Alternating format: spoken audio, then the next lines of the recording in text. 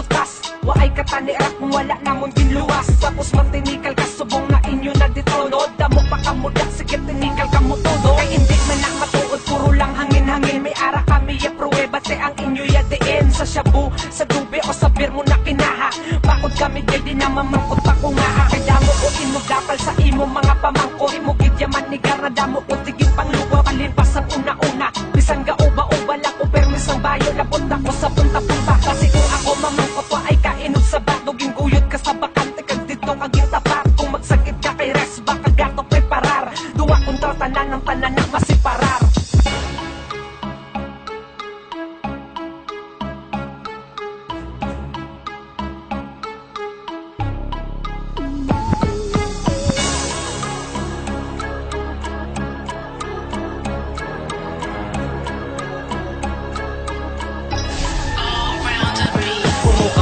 Ang multiko, ikumpara sa multimo. Ang multimo, pang ultimo, sakay di sa kon multiho.